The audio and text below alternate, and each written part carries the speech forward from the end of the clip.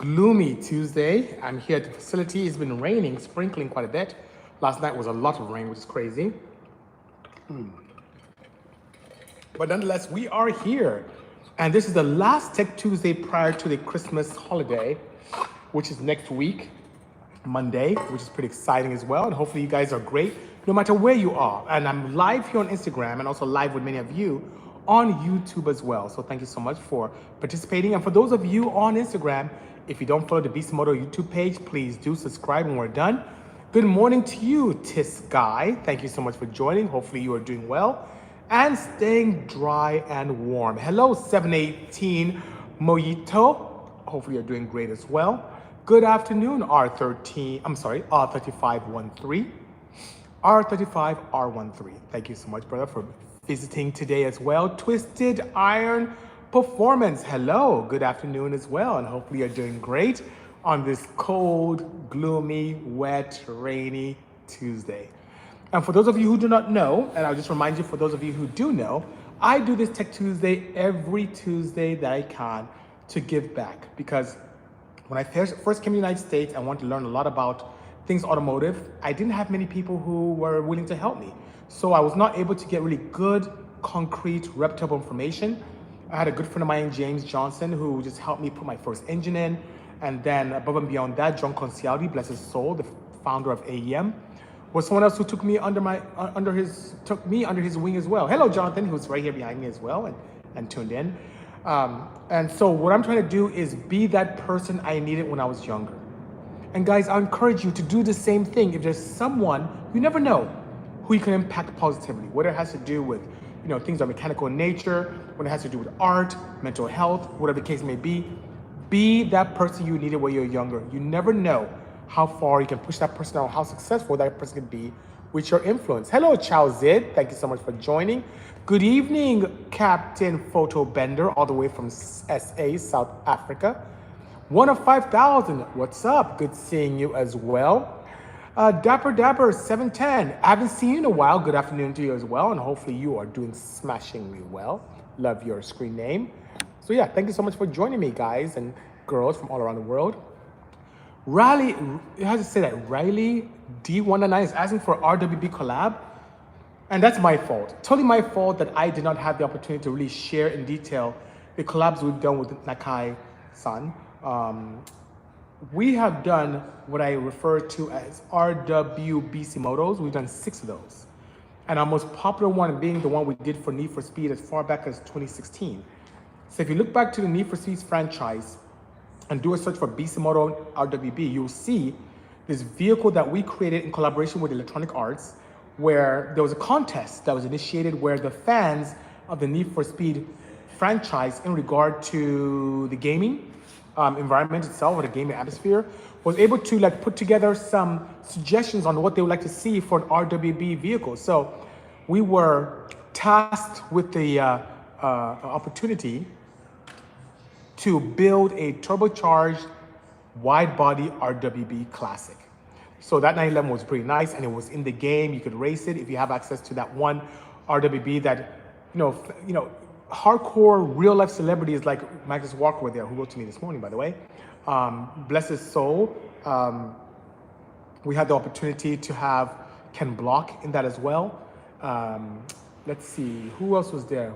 Morohoshi, who's a big influencer from Japan. Does a lot of things with Lamborghinis and the little flashing lights and so on and so forth. Larry Chen was part of that as well. The team from Risky Devils. It was really good. It was a really good collaboration. I was there as well. So if you play that game, you get to interact with me and the crew as well, and many different facets. Steph Papadakis was there as well. It was a really good time, This guy saying, doing well. Finally getting the motor set up to install your cam, regrinding to my Acura TL. Excited to see what it makes. I'm excited to see as well. I'm curious to which level you got. In terms of camshafts, I tend to have this very nice umbrella that I tend to design camshafts with. So level 1 is typically a mild, eco-friendly, emissions-friendly camshaft, which gives about a 5 to 7% improvement in power across the board. Factory idle, very nice bump as well. The level 2 is something that's really, really exciting. And the level 2 camshafts give you a 7 to 10% improvement in power across the board. And the idle is slightly massaged, but not too bad. Level 3 is my most popular grind. And the level 3 is something that gives you slightly loopy idle and gives anywhere from a 10 to 15% improvement in power over factory. And that's with torque and horsepower across the board, which is pretty nice. And then you get to level X. That's the stuff I use in my drag car, which is right outside. That's full drag tilt, professional use only. Something that, not for the faint of heart, for lack of a better phrase. But yeah, hopefully you got one that was very good as well. Africa, Mr. JMJ. I just spoke about James Johnson, my very good friend, Mr. JMJ, who helped me. Very close friend of mine. We met as far back as 1993 when we worked together in Circuit City, which is great. And he had his gorgeous Mazda RX-7 that had a 13B. I think he had a street port in that with a carburetor downdraft made by Holly, which is pretty cool. The thing was just absolutely beautiful. It was like this nice dark cherry red, gorgeous color.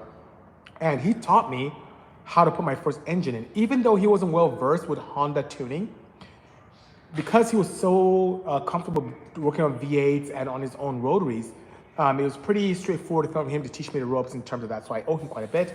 And he's just been a great guy and a good friend of mine ever since then. So James, thank you so much for joining this afternoon. What car's behind me? Well, there are quite a few. There is the Bisimoto M16 twin turbo, which is one of my builds. The only 935 tribute that I have in-house as petrol. And back there is a 57 Volkswagen bus, which the team and I converted to full electric, 450 horsepower. If you went to SEMA this year, you've seen that. There's another 72 911 that's getting the Bisimoto treatment in terms of an upgrade to, how should I say, electrification. Same with that right there. That's a very good guy, Jeremy, fellow engineer, and we're finishing up his vehicle right there as well, which is also getting the EV treatment. And it's very interesting that we have a lot of good EV builds here in-house, because it makes sense, not only from a zero emissions perspective, so you can have a lot of fun, it also has the opportunity to give you a lot more power that you see for a similar, if not better budget than you see with petrol engine. Like say, for example, that red 930 right there. If the client wanted to make 700, 600 horsepower, which by the way, at 600 horsepower petrol would pale in comparison to an EV 600 horsepower. As a matter of fact, this 935 makes 920 horsepower, and my electric 356, not 356, my electric K3V right here makes less, like 636, and will smoke this thing, just in terms of how the torque is being applied to the ground. So much faster setup. So I digress. If you want to make 700 horsepower on that, by the time you build the engine to handle all the crazy power that you explore, get a clutch system, engine management solution, injectors, fuel pump upgrade, intercooler upgrade, by the time you do all of that, you are well into six figures. But for much less, you can have an EV conversion. There's a lot more fun. And by the way, your petrol setup won't pass emissions anywhere in the country, right? I talked about this a lot. Even if you have no emission standards in your state, the EPA is watching, and that is an entity that's nationwide. So it doesn't quite matter, does it? So that being said, it makes sense with an EV conversion that's much more cost effective than a crazy petrol one, is much faster and eco-friendly to boot, which I love quite a bit as well. Kavod is here. We are in here. Thank you so much for being part of that. Oh, by the way, that blue one is the 72. And for you Porsche heads who really know about Porsche 911s, yes, that is a 1972 one-year vehicle with the oil door. I did share with the client, are you sure you want to build this? Because even though I'm all about having lots of fun, especially with upcycling vehicles, that is a very rare vehicle indeed. But he was very happy to say, no, carry on with that, especially since we don't adulterate these cars. We make all of our EV conversions 100% reversible for clients. So if you ever want to go back petrol, I don't know why you ever want to, but let's say you want to. Let's say you end up in the future wanting to do something hydrogen-based and want a petrol, but hydrogen. Just throwing it out there, right? You can do it without qualm whatsoever. Scott Anderson with the Impala. Yes, hello. Oh, I look forward to working with you. It's so weird. Twisted Iron Performance, Scott, who I met, is also interested in doing some hydrogen stuff. So look forward to seeing him at 2025. He has a very nice domestic build, which is going to be absolutely fantastic. And we look forward to assisting him in that venture. Thank you, Twisted, for being part of our Tech Tuesday. Elliot, home facts. Good seeing you, brother. Hopefully you're doing well. Where is the Wagon Van? Asked June Roca. right there. I don't know if I can I turn this around and show you guys right there? I'm gonna turn this around. It is right there. That right there, see that in blue? That's where the wagon is. So the wagon is here. It's here in house. No problem whatsoever. Good afternoon, N1GGA Pinot. Good seeing you as well. Thanks so much for joining this Tech Tuesday. I'm gonna correct my camera here on YouTube. MIGR, R, good day to you as well. Hello, Israel on YouTube. Dr. Shades, big up to you as well. Are you all the way in Jamaica? Thank you so much for joining.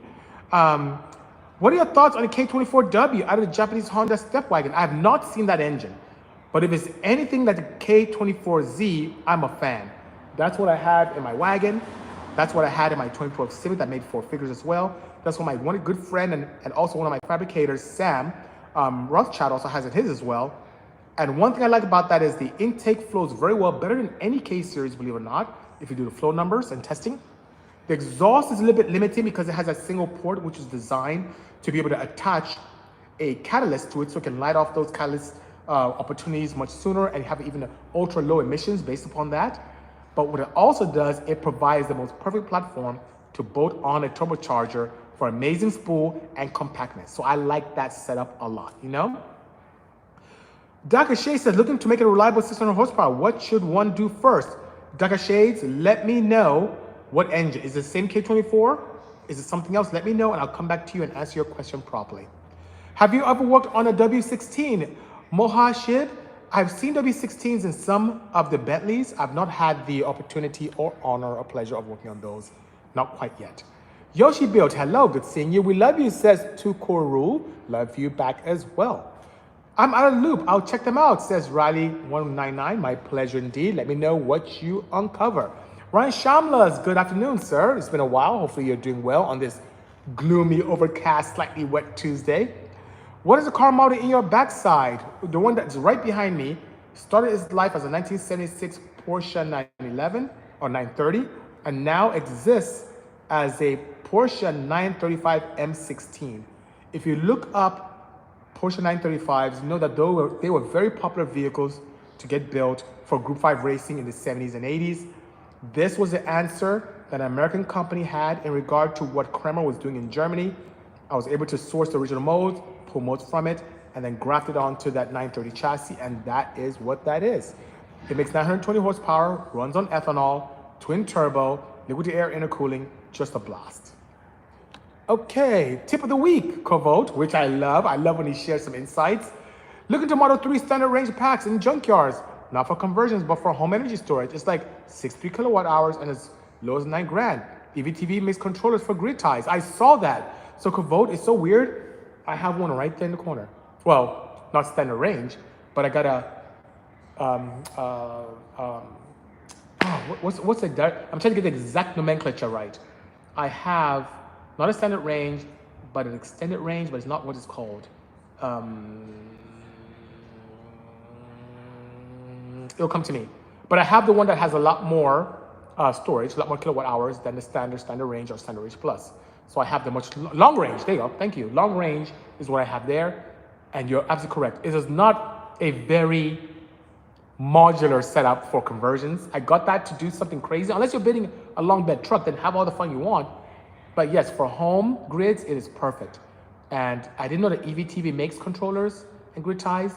I'm gonna look into that. I have solar at my home, but it's almost like a passive one where whatever I use, I consume real time, and what is in excess goes back to the grid. And at nighttime, I have to now grab from the grid, and sometimes they're not very fair with their how should I say,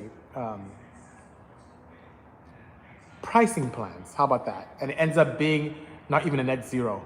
It's actually a slight deficit for me, which is sad. But anyway, thank you for sharing that, Kovolt. Appreciate that indeed. Bro, I've been following you since the all-motor single cam days of the Civic. Thank you so much, Elliot. I had my CRX and I had my Insight, which we just pulled out right here. Thank you so much. Yeah, Magnus is a legend. Great guy. He sent me a video this morning, his latest video with OPP. He does other people's Porsche show that he's funding completely himself. I won't be surprised if some network picks it up post-haste. But yeah, he's a great guy and I love the chap. Very good guy indeed, you know?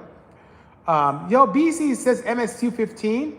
What is your first car you ever tuned? To be completely honest with you, MSU here on YouTube Live, the first vehicle I tuned was my Honda CRX.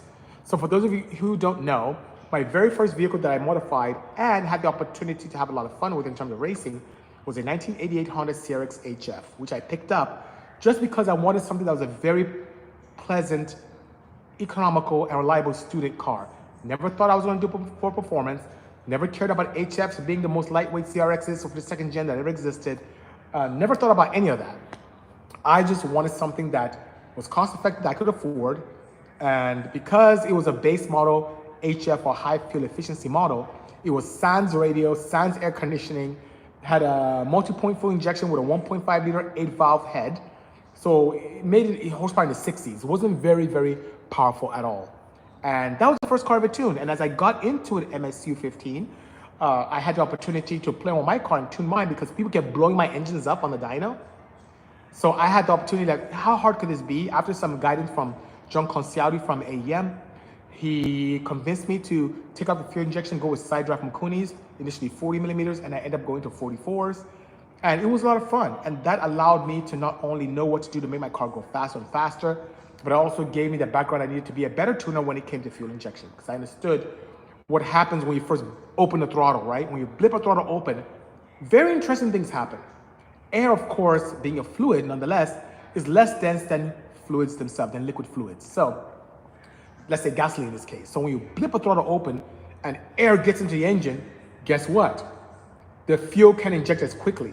So that's why you have in the carburetor's pump nozzle or in fuel injection, Excel fuel.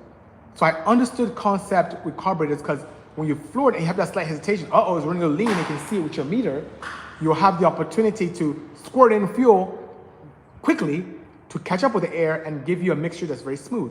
Fast forward to fuel injection days, I see things like Excel fuel or even diesel fuel, and it makes more sense to me. So it made me a better injection tuner because I understood the background concepts of doing that. So yeah, that was my first CRX, sir, and that was the first one I tuned, indeed, you know. Where you 4247 says, BC back in the day was a fuel chemist with all the secrets, haha. Yes, yes and no.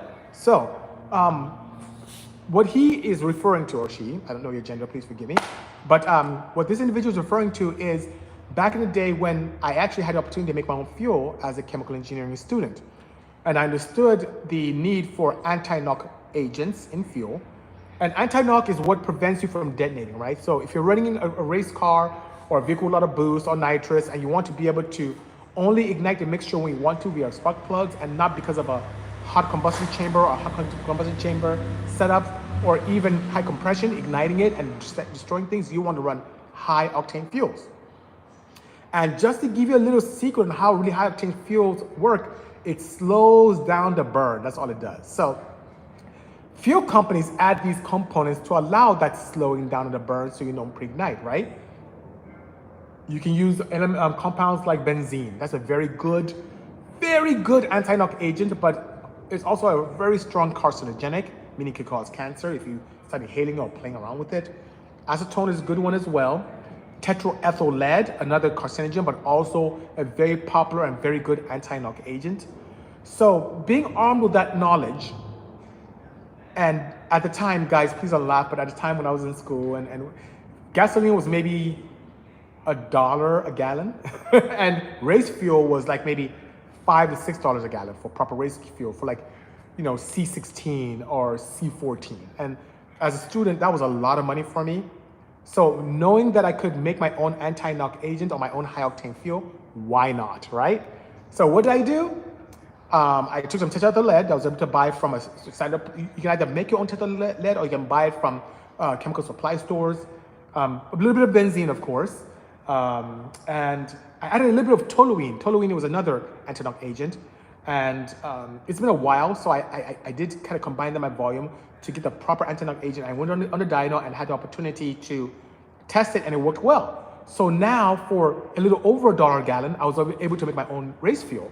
And I'd go to the track, and I was proud, right? As a student, I was very proud to share my discoveries. So people ask me, hey, Bisimoto, what fuel you running? I make my own.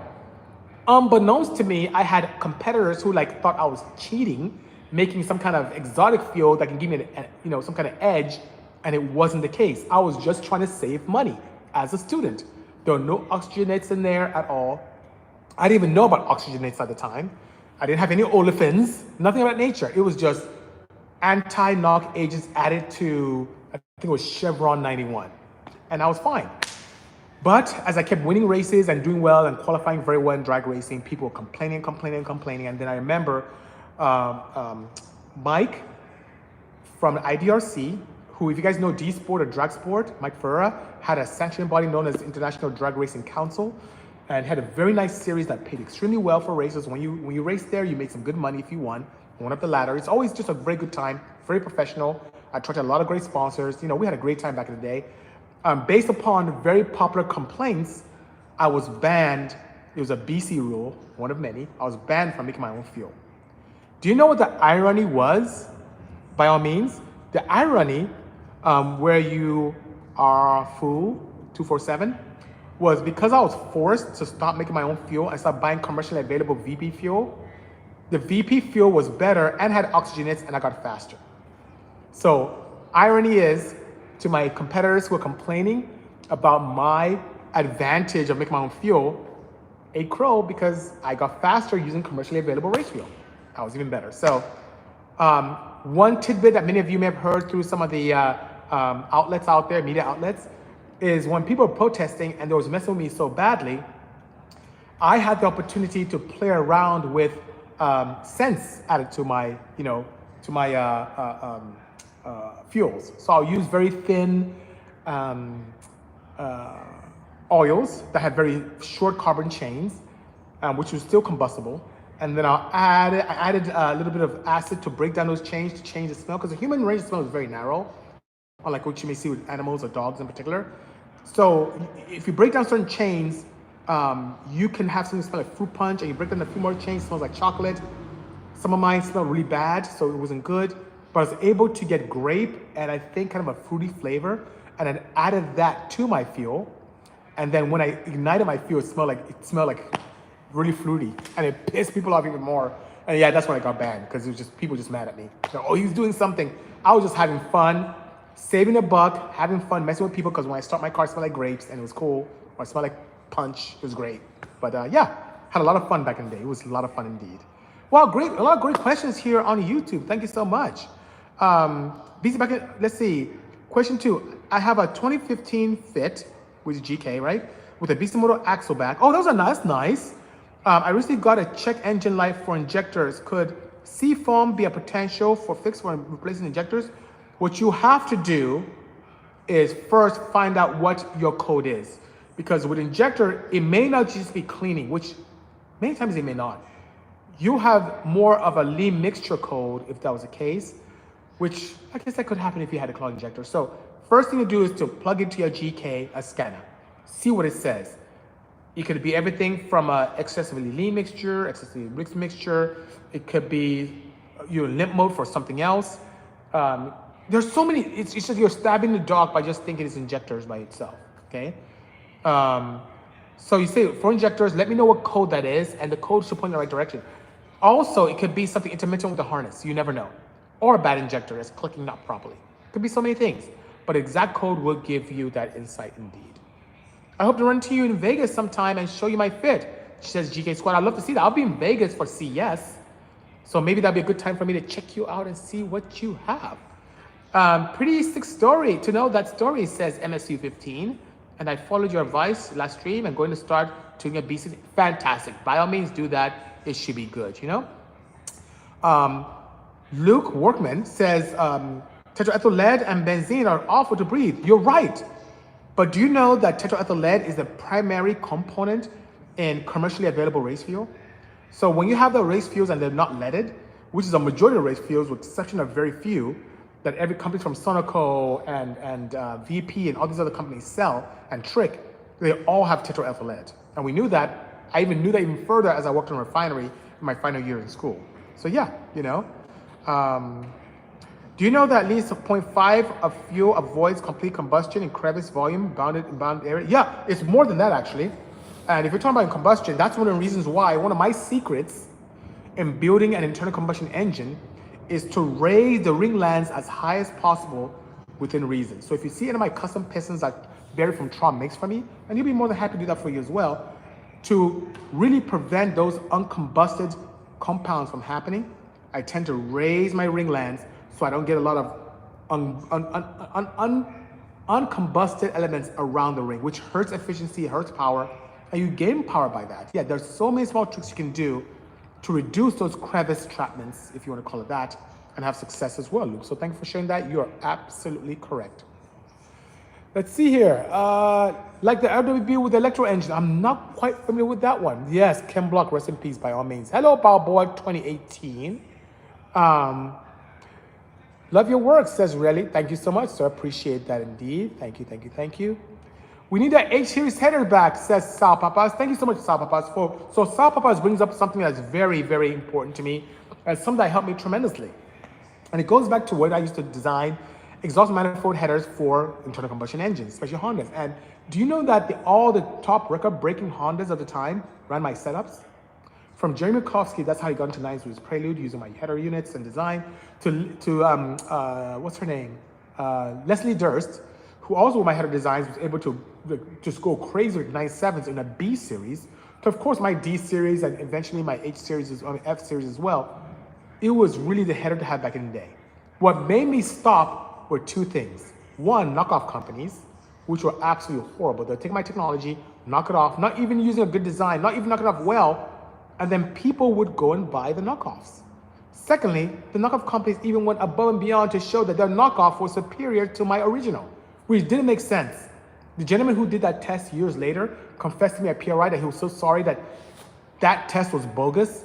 They even tried to make my header stop making power. They even took the collector off and retarded timing to get it to show a number that wasn't ideal. That's how crazy it was. And once again, as a tuner and a builder and a designer, the headers were unlike anything else out there. You know how most people run 4-to-1 headers, which is great for top end power, underneath with the collector, underneath the engine pan, and then you kind of slam it, you hit a speed bump, it just crushes the header. Well, knowing that that is a problem, I had kind of swooping header designs where a lot of the primary tubes, whether they're staged or not, go in front of the engine and just a single one goes underneath, so a single pipe goes underneath, so you don't have the opportunity to experience any kind of crushing.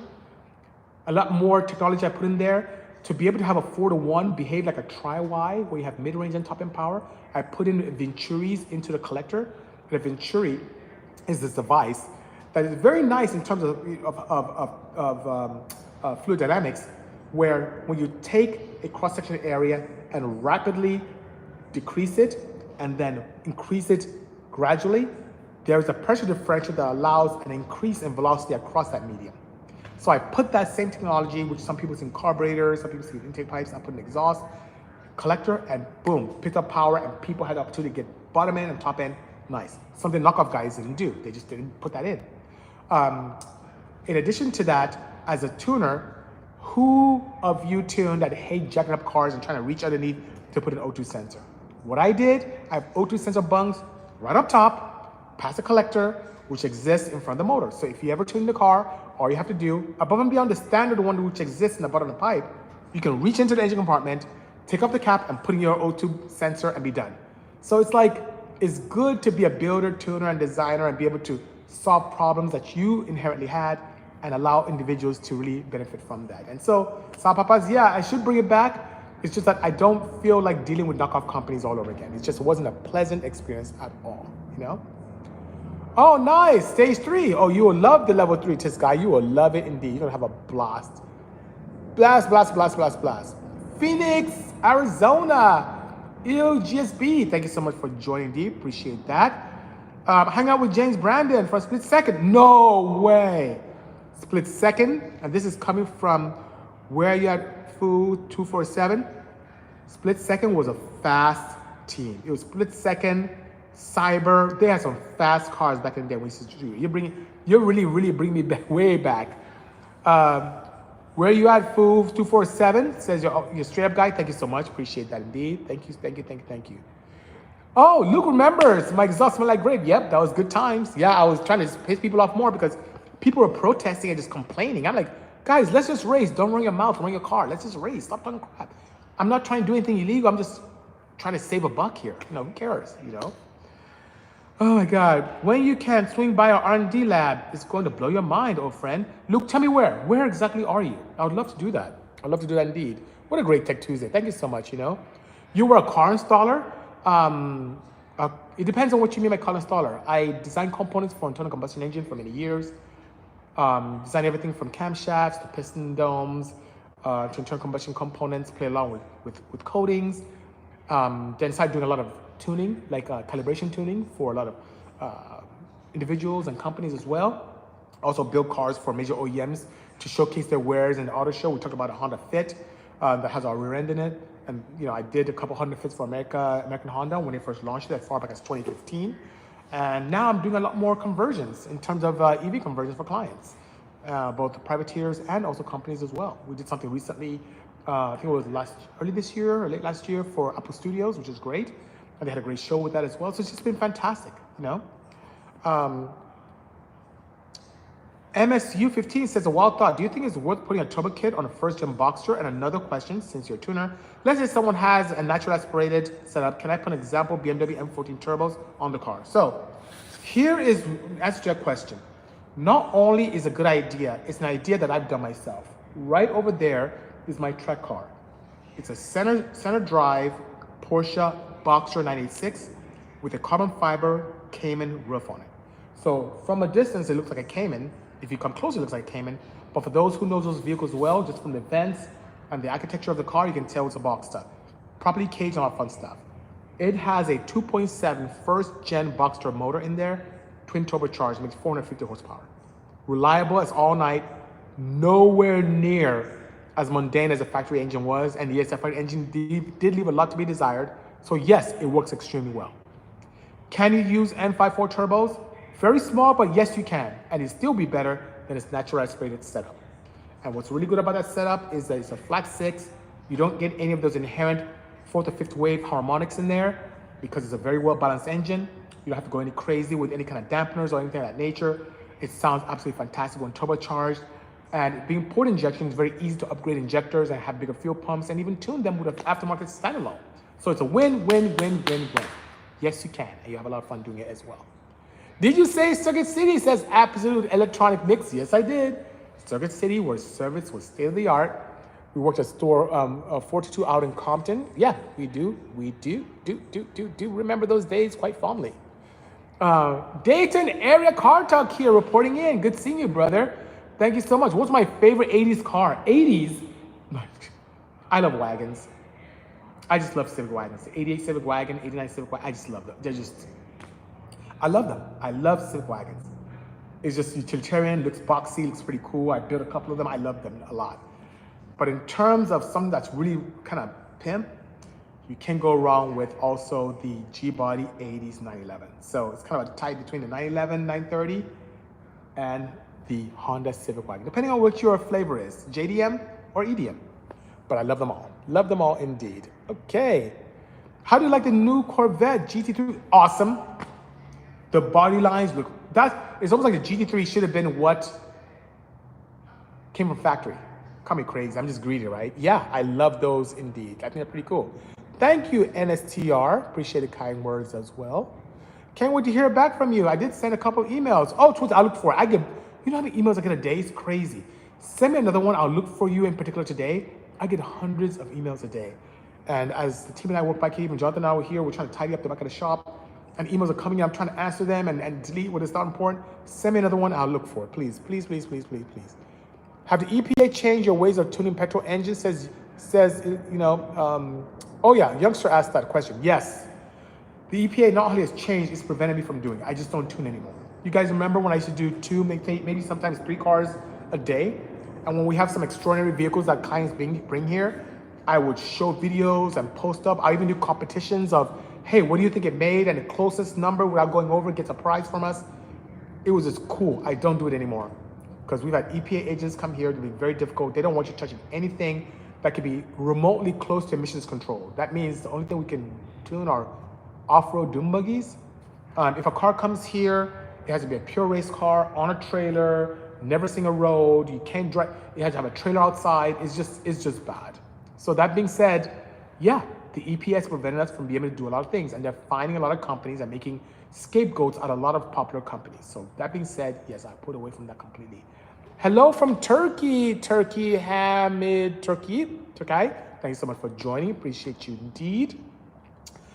Can we get a cold starter M16? It says Turbo Smart HQ, which is on there. Wow, it's been a while since we started this thing out. They want a cold start, which, Porsches are interesting, especially this is sat for, it's been a couple of weeks since we took it out, right?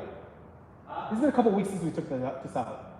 The last time this went out was Wings and Wheels out in Upland, at the Upland Airport. So who am I to say no to my sponsor, Turbo Smart headquarters? So I'm gonna try and start it up. Wish me luck. Hopefully it starts up okay. Sure. I'm gonna step back. I don't shooting fluids on me. So I'm gonna step back here. So Jonathan's gonna try and start up the M16. Give it a couple of primes here. And then make sure it's not in gear.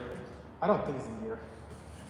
But yeah, let's see if he can start it up for you guys and see how it sounds. That's the fuel pump. I run a Magna Fuel proper pump. He's gonna prime it a couple times because the lines may be dry in terms of fuel.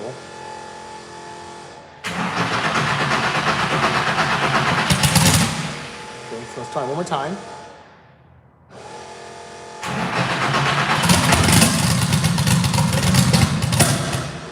Okay, one more time.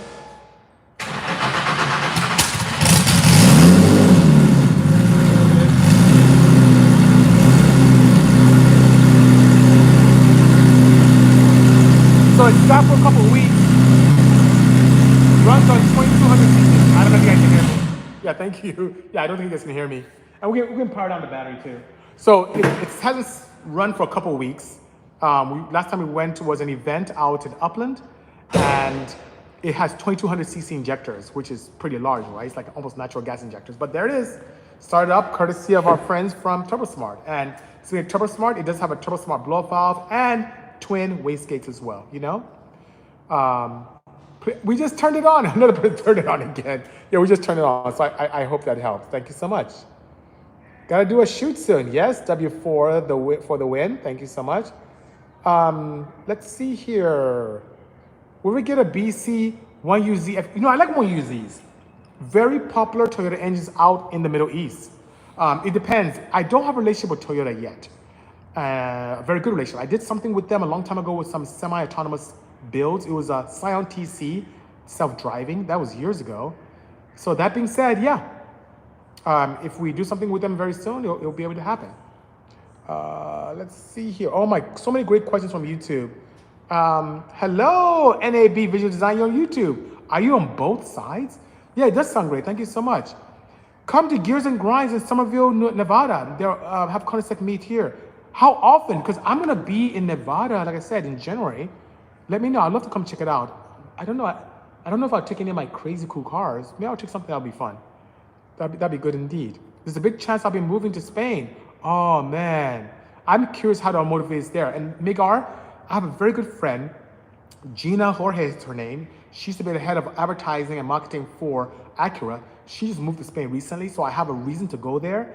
And another good friend of ours, Andrea, she used to work with Blink Charging, which is one of my technical partners, also moved to Spain. So I have two good reasons to go there. You may be the third. So let me know if you do move there. I need to link up and come out there very soon. First and third Sunday of the month. Oh man. My travel to Nevada for work is going to be from a Tuesday through a Saturday.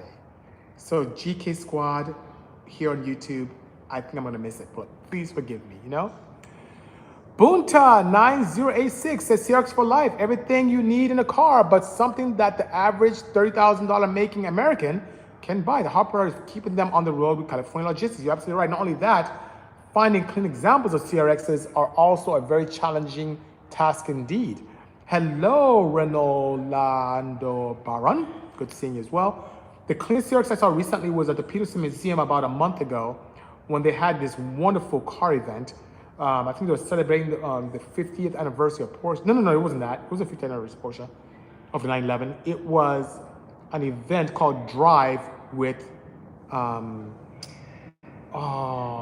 his name just came to me, but it eluded me. Swiss Beats. Swiss Beats had a television show on Hulu, that celebrated cars called Drive, and they were launching it at the Peterson. So I went there with the Moby and had the opportunity to see the cleanest right-hand drive CRX I've seen in a very long time. So yeah, it's been great. Hello, Remain Humble. If you guys have questions, forgive me. I have questions coming up so often on both feeds, on both YouTube and on Instagram. So kindly ask me again. And CD5, it depends on Toyota. If I get a relationship with them, I have no problem building something new and something old. And old, since the 2Js and 1Js have been done like crazy, I'll do something in normal, unique BC fashion. It'll be definitely a 1UZ. That'd be really cool indeed. But at this point, we have nothing on the horizon for that as we speak. All right. Thank you so much, Elliot Phone Home Facts. Appreciate that indeed. Will it slow down the burn, increase combustion chamber temps due to a longer exposure to said burn, says LIF. Now, if you have a better way of being able to prevent preignition, then please do share. Preignition happens from a fuel reaching is very low in some extent. Flashpoint. The only way to prevent a flashpoint is to add a slower burning component so that the flashpoint can be a little higher. Just slightly higher, not too higher to where you cannot combust it properly because you want it to do work on the piston, but slowing down that ability for that to happen, in other words, slowing down the burn is one way to prevent preignition.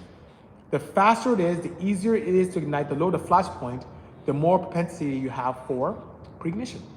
So if you like preignition, and preignition can occur from everything from a glow plug, let's say a very hot spark plug, or a glowing membrane in your combustion chamber, to a lot of boost, to even a chemical supercharger like nitrous, to even have a high compression, where you're not igniting the mixture in the combustion chamber by a spark that is controlled.